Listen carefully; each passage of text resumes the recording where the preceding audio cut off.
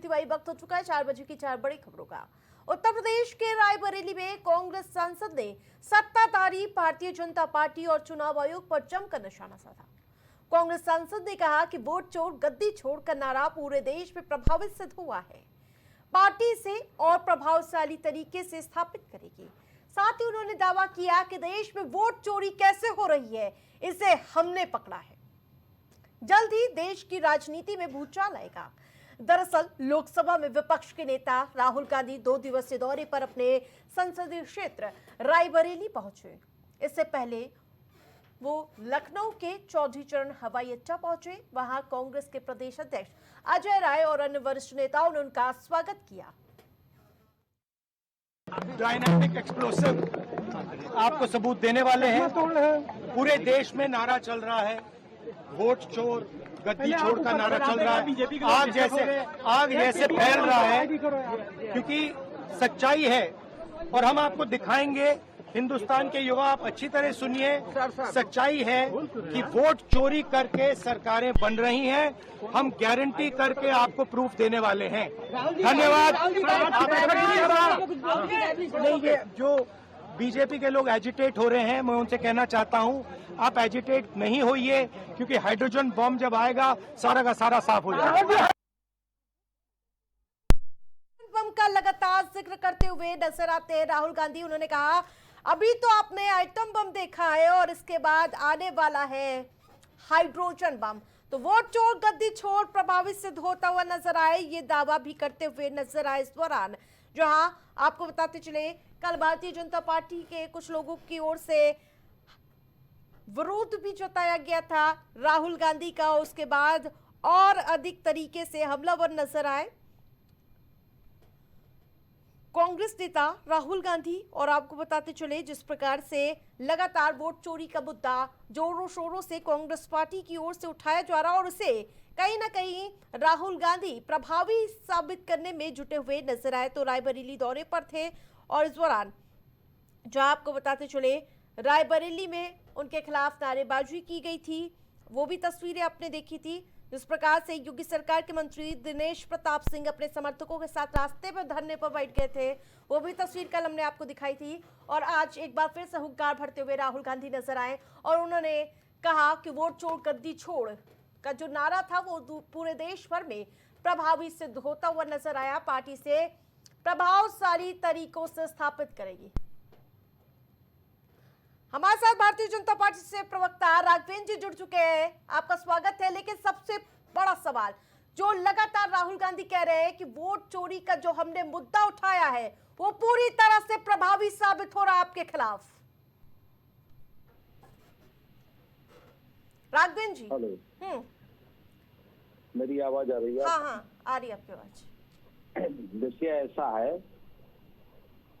ये जनता को भरमाने की जो नीति और रीति अपनाते हैं, इसमें ये विफल है और इसी वजह से ये इस तरीके की बयानबाजी करते हैं।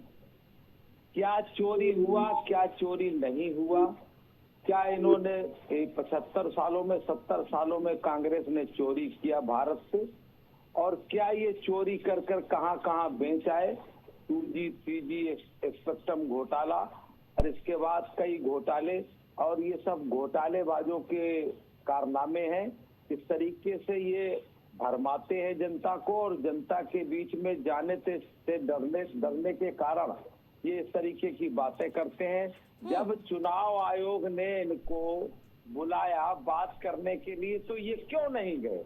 इनको जाना चाहिए।